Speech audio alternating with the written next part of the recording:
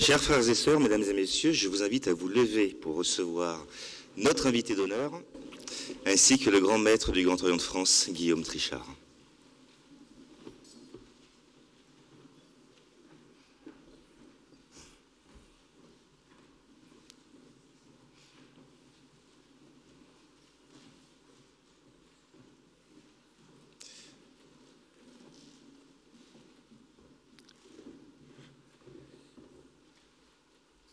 Vous pouvez prendre place. Chers frères et sœurs, mesdames et messieurs, chers amis, soyez les bienvenus au Grand Orient de France. Soyez les bienvenus pour cette soirée toute particulière, puisqu'il s'agit d'une soirée de remise du prix du Grand Orient de France 2024. Sans plus tarder, je vais donner la parole au grand maître, Guillaume Trichard.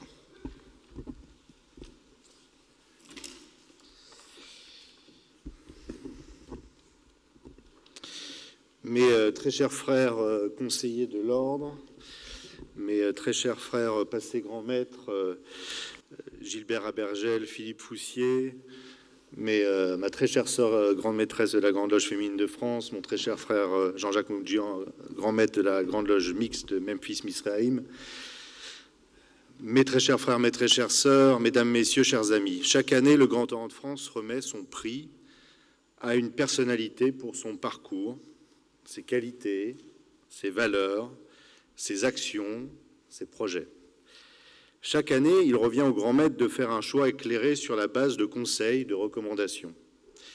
Cette année, il ne m'aura pas fallu beaucoup de temps pour, avec la complicité de notre frère Denis Mallarmé, faire un choix et donc choisir le récipiendaire. Tellement son nom apparaissait comme une évidence. Car c'est une immense joie et une grande fierté que de nous avoir réunis aujourd'hui dans ce temple Arthur Groussier pour honorer une femme exceptionnelle, une femme de cœur, de raison, avec un grand R, et de conviction, une femme de combat, au pluriel, Madame Sophia Aram.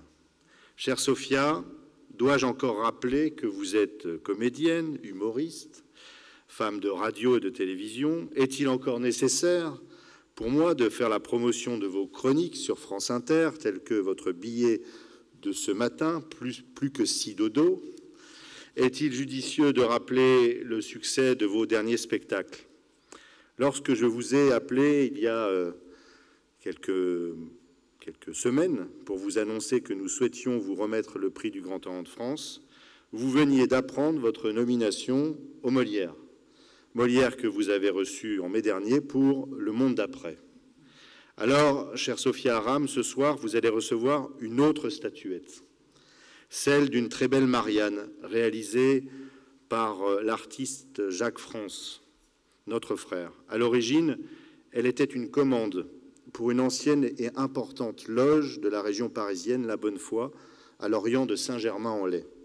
C'est en janvier 1881 que son vénérable maître demande au sculpteur et frère Jacques France de réaliser un buste de l'effigie de la République pour une fête que la loge organise le mois suivant. Après quelques hésitations, le sculpteur relève le défi et l'œuvre est solennellement présentée le 24 février 1881. Elle est appréciée et connaît un rapide succès dans le milieu maçonnique, évidemment. Elle est d'abord officiellement adoptée par le Grand Orient de France le 9 janvier 1882, puis par beaucoup de ses loges, comme emblème de la République dans nos temples. Mais ce que vous devez savoir, c'est que la Marianne de Jacques France fut un des bustes de la République les plus populaires. Elle devint l'effigie classique de la démocratie française sous la Troisième République et orna pendant des décennies les mairies des grandes, moyennes et petites villes de notre douce France, dans sa version profane, où les symboles maçonniques sont alors remplacés par les grandes dates de la République, 1789, 1848 et 1870. Aussi, vous remettre cette Marianne, dans ces temps troublés, dans ces temps déraisonnés, arrive à point nommé, car à travers ce prix, nous célébrons votre talent et votre carrière remarquable, chère Sophia, mais également votre engagement sans faille pour nos principes républicains, pour cette République issue du siècle des Lumières. Ce prix du Grand Orient de France vient saluer votre humour, votre impertinence, et je veux le dire ici, votre capacité à nous pousser à sortir de nous-mêmes pour utiliser un élément du corps humain qui est, il faut bien le dire, de moins en moins sollicité par les médias, par certains hommes et femmes politiques. Cet élément, c'est notre cerveau. Ce prix du Grand Orient de France vient saluer votre parcours de combattante, par votre humour incisif, votre intelligence acérée et votre verve incomparable. Vous portez un regard critique et éclairé sur notre société. Vous avez fait de la scène et des ondes des espaces de réflexion, de questionnement, mais aussi de résistance face à la bêtise, face aux injustices, face aux discriminations, face à l'antisémitisme, face à l'ignorance. Et s'il y a bien des lieux où nous cultivons chaque soir le travail de l'esprit sur la matière, de la raison sur les passions tristes, si bien décrites par Spinoza, telles que la haine, la vengeance, le ressentiment, l'envie, la peur, ce sont nos temples maçonniques.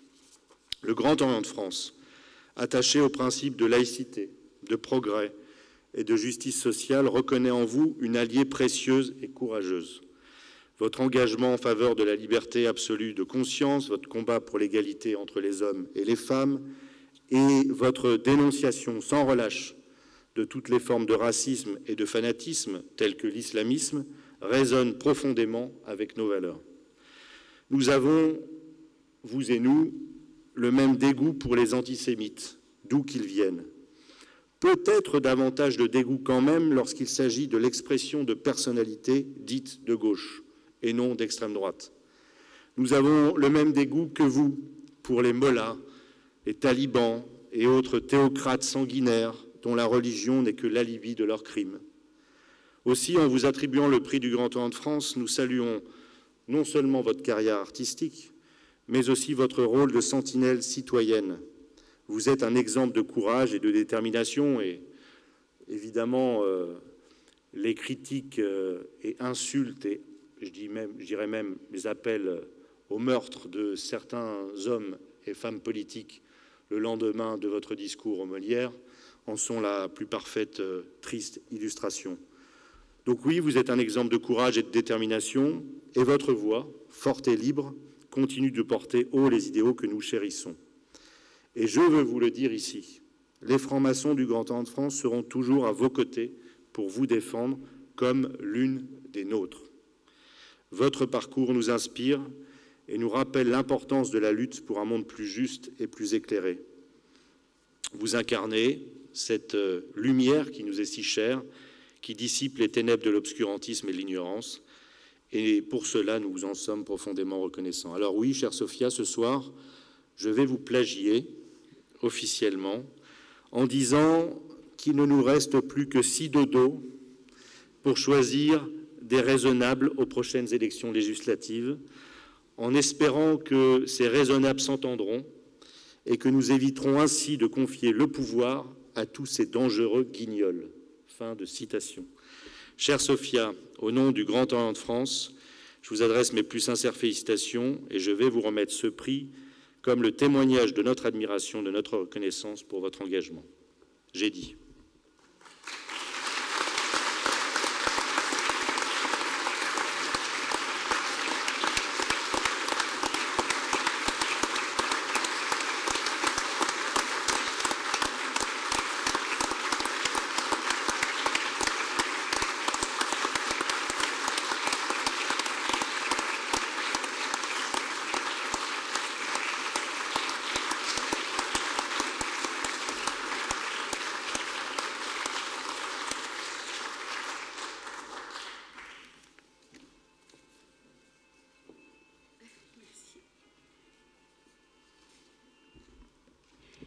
Elle est vraiment magnifique, cette Marianne. Merci infiniment. Merci, chers amis, grands maîtres, chers toutes et tous, je ne sais plus qui est quoi, mais merci pour ce prix d'abord. Alors, on va attendre peut-être que la musique s'arrête. Et vous avez réussi à l'éteindre ? Il faut appuyer longtemps sur le bouton. Il est résiste. Bah oui, il résiste. Merci pour ce prix d'abord et merci de m'offrir l'occasion d'échanger à nouveau avec vous. C'est toujours un plaisir de nous retrouver autour de ce qui nous rassemble, Guillaume le disait, un même attachement à la liberté de penser et un combat commun contre les idéologies, les croyances, voire les certitudes qui avancent en rang serré et au premier rang desquels on retrouve tous ceux qui font de l'identité leur credo et de l'exclusion leur combat. Ce qui aujourd'hui va de l'extrême droite, qui cultive l'identité française pour en exclure ceux qui ne partageraient pas le même sang, aux communautaristes de tout poil et de toute barbe qui font de l'islam un élément de l'identité des quartiers populaires. Dans les deux cas, la pensée identitaire n'a qu'un seul objectif, combattre l'universalisme, nous combattre. Voilà donc 20 ans que l'extrême droite bouffe de la racine chrétienne. On va le faire en musique. Voilà donc 20 ans que l'extrême droite bouffe de la racine chrétienne pour nous expliquer que tous les malheurs de la France viendraient de la présence d'Arabes et de Noirs sur le sol français. Et voilà 20 ans que l'extrême gauche explique aux quartiers populaires, c'est comme ça qu'on dit musulmans aujourd'hui, que l'islam fait partie de leur identité et que tous leurs malheurs sont liés au racisme des Blancs. À force de les voir mélanger race, religion et politique, on se demande bien à quel moment ça allait mal finir. J'avais écrit « ça allait merder », mais comme j'ai dit beaucoup de gros mots la dernière fois, j'avais essayé d'éviter. Et ben voilà, nous y sommes. Certains aimeraient en prendre un pour taper sur l'autre, mais on ne gagne jamais à renoncer à soi, y compris temporairement, y compris le temps d'une alliance. J'espère que ceux qui sont tentés par la moindre compromission avec le régime qui arrive l'entendront, comme j'aurais aimé que les sociodémocrates s'en souviennent avant de pactiser avec l'extrême gauche. Comment peut-on imaginer lutter contre l'extrême droite en s'alliant avec une extrême gauche partageant le même goût pour l'exagération, le mensonge et le complotisme, le tout dans le mépris le plus absolu pour les faits, la même haine des élites, des médias et des institutions, la même complaisance à l'égard de Poutine et de Bachar el-Assad, et surtout la même médiocrité de ses cadres et de ses candidats. Comment peut-on serrer la main de ceux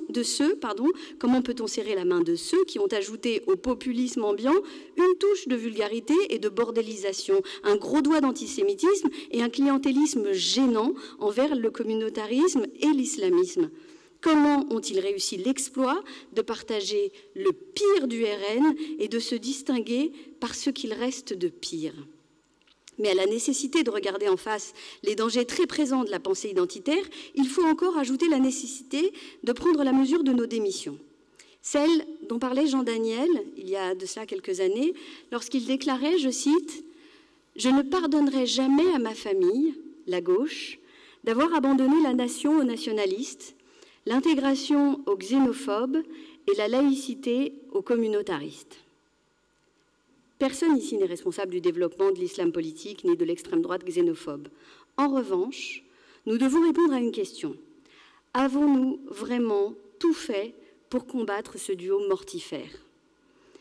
Je ne suis sûre de rien, mais mon sentiment est que la complaisance misérabiliste à l'égard du populisme ambiant et notre empressement à exonérer ceux qui votent pour le pire au nom du vote sanction et du vrai peuple des gens qui souffrent, à exprimer sa colère légitime contre des élites forcément corrompues, font partie du problème.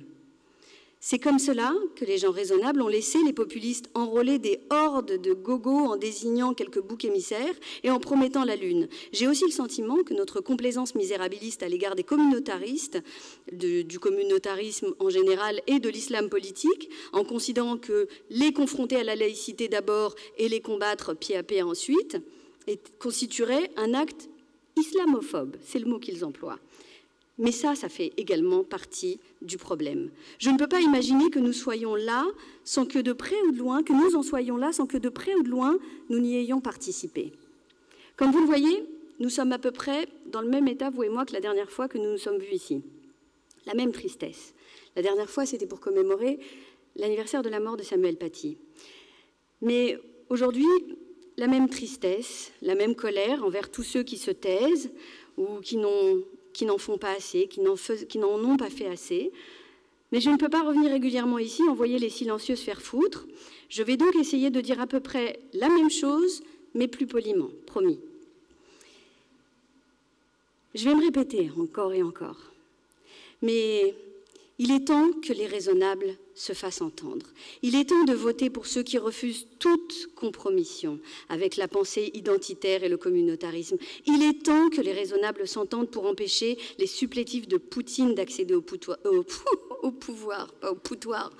Il est temps que les raisonnables s'entendent pour empêcher les supplétifs de Poutine d'accéder au pouvoir. Mais il faudra également sortir de ce relativisme qui confine à la bigoterie dès qu'il s'agit d'islam politique. Car comment imaginer un seul instant que ce relativisme n'ait pas également nourri le vote pour le Rassemblement national?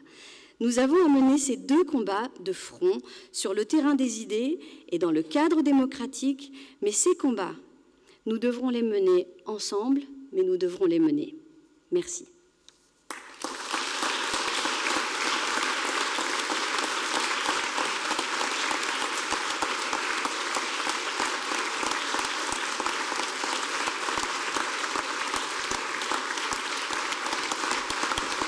N'hésitez pas à vous lever.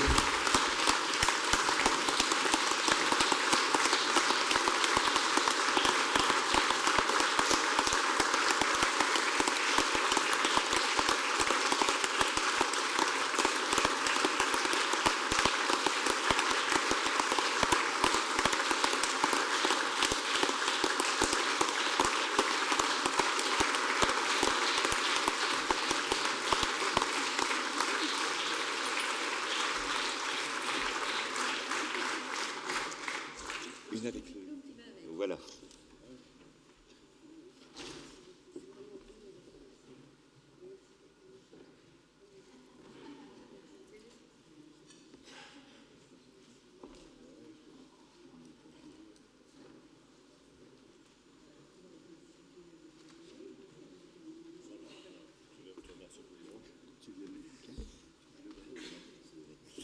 Merci à vous, chers frères et sœurs, chers amis, de votre présence. Et à bientôt, Grand Orient de France.